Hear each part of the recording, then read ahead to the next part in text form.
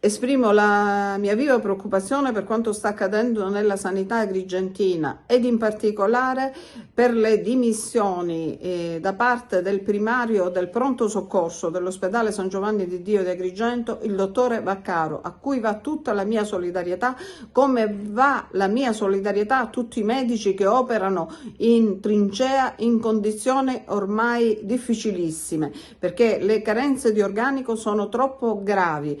Il primario del pronto soccorso si era rivolto a tutti per ottenere ascolto e rimedio. Tutto questo non c'è stato. Il governo regionale e il governo nazionale hanno abbandonato la sanità agrigentina, un po' la sanità siciliana tutta e quella italiana. Il governo Meloni ha a disposizione 59 miliardi di euro destinati alla sanità del PNRR da parte del presidente Conte. Ne ha spesi solo lo 0,5%. Il governo regionale si ostina a continuare a perpetrare delle soluzioni che sono assolutamente inadatte.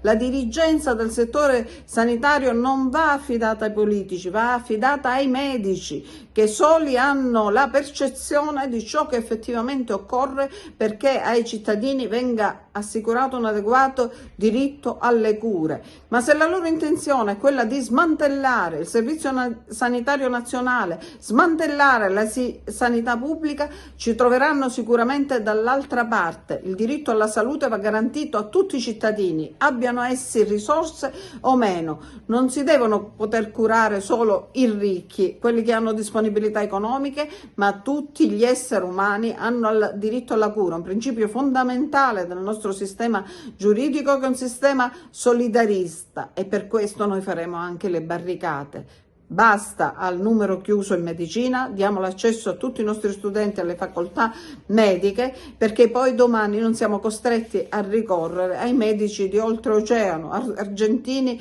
o cubani.